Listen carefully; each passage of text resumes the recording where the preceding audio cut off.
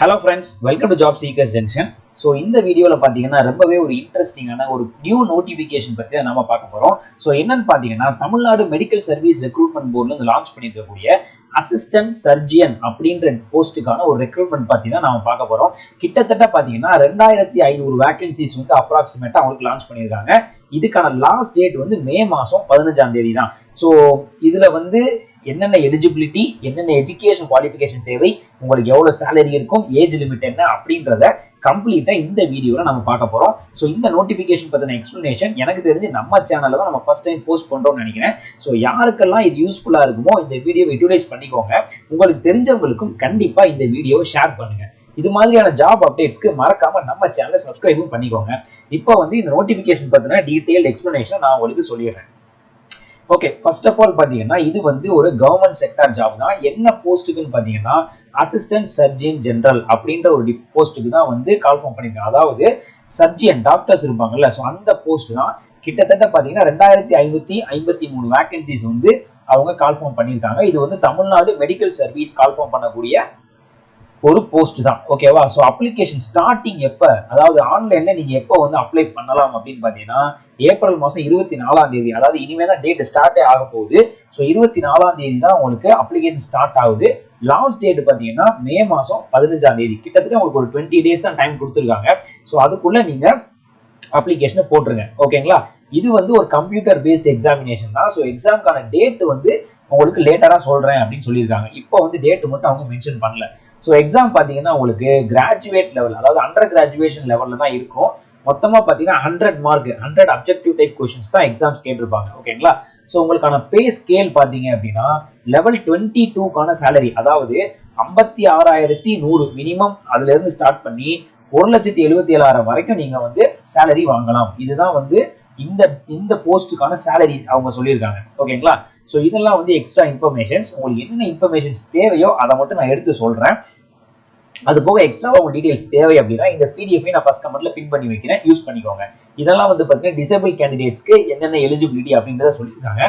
So maximum age limit பாத்தீங்க அப்படின்னா குவாலிஃபிகேஷன்ல ஏஜ் லிமிட் எவ்வளவு மேக்ஸிமம் ஏஜ் லிமிட் சொல்லியிருக்காங்கன்னா SC, ST, MBC, BC, BCM இந்த கேட்டகரிஸ்க்கெல்லாம் 59 வயசு வரைக்கும் மேக்ஸிமம் ஏஜ் லிமிட் சொல்லியிருக்காங்க.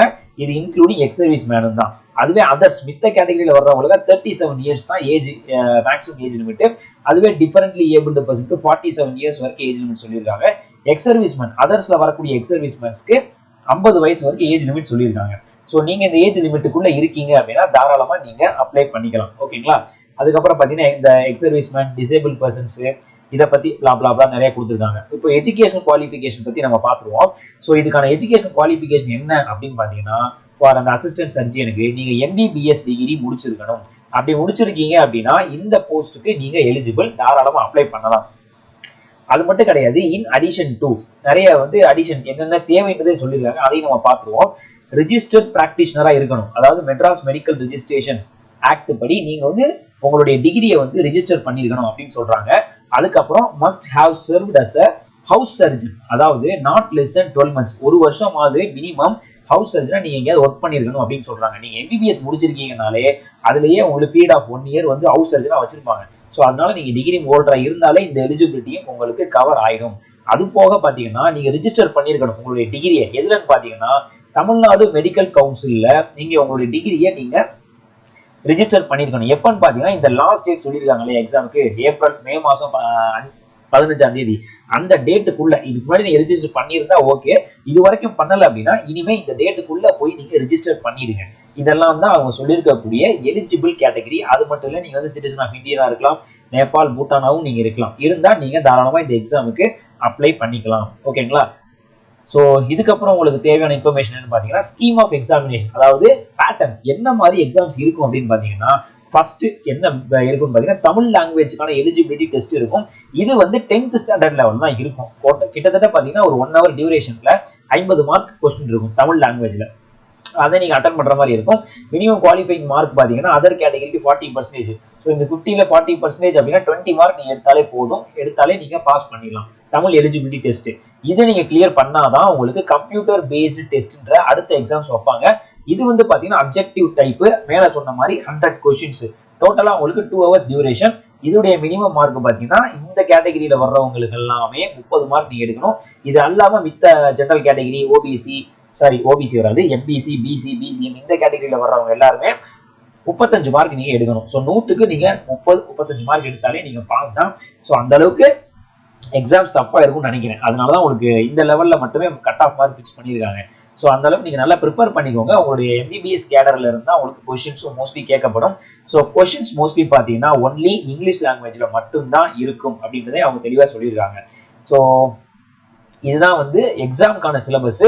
இது போக வந்து பாத்தீங்கன்னா உங்களுக்கு நார்மலைசேஷன் இருக்கும். அதாவது நீங்க எடுக்கிற மார்க்குக்கு நார்மலைசேஷன் பண்ணப்படும் அப்படின்னு சொல்லியிருக்காங்க.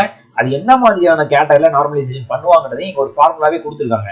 ஸோ இது உங்களுக்கு தேவை அப்படின்னா நீங்க அதையும் நீங்க செக் பண்ணிக்கலாம். ஒன்றும் இல்லை, நீங்க அட்டன் பண்ற கொஸ்டின்ஸை அக்யூரசியோட கொடுத்தீங்க அப்படின்னாலே உங்களுக்கு நார்மலைசேஷன்ஸ்ல மார்க் அதிகமாக தான் வரும், கம்மியாக சான்ஸே கிடையாது.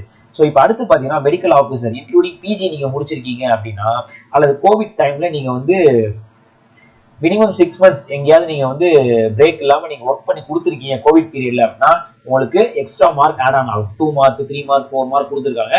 ஸோ எந்தெந்த கேடருக்கு எப்படி எப்படி ஒர்க் பண்ணியிருந்தா எக்ஸ்ட்ரா மார்க் கொடுப்பாங்க அப்படின்றதை நீங்க ஒரு தடவை செக் பண்ணிக்கோங்க. இந்த பிடிஎஃப் நான் பின் பண்ணி வைக்கிறேன். ஓகேங்களா?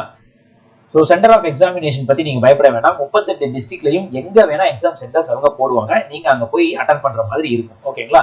ஸோ ப்ரொசீஜர் வந்து மேல நான் சொன்ன மாதிரி தான். ஃபர்ஸ்ட் தமிழ் எலிஜிபிலிட்டி டெஸ்ட் இருக்கும், எஸ்எஸ்எல்சி ஸ்டாண்டர்ட்ல தான் இருக்கும். அதுக்கப்புறம் பாத்தீங்கன்னா கம்ப்யூட்டர் பேஸ்டு டெஸ்ட் வந்து உங்களுக்கு ஒன்று வைப்பாங்க. அதை நீங்க கிளியர் பண்ணதுக்கு அப்புறம் ஷார்ட் லிஸ்ட் பண்ணப்படுற கேண்டிடேட்ஸுக்கு ஒரிஜினல் சர்டிபிகேட்ஸ், டாக்குமெண்ட் வெரிஃபிகேஷன் இருக்கும். அவ்வளவுதான். இந்த போஸ்ட்டுக்கு பாத்தீங்கன்னா எந்த ஓரல் டெஸ்ட், அதாவது நீங்க தமிழ் ஒப்பிச்சு காட்டணும், பேசணும் அந்த மாதிரியோ இல்ல வைவா கொஸ்டின்ஸோ அந்த மாதிரி எல்லாம் எதுவும் இருக்காது. இதுதான் வந்து எலிஜிபிலிட்டி, அதாவது செலக்ஷன் ப்ரொசீஜருக்கான எலிஜிபிலிட்டி.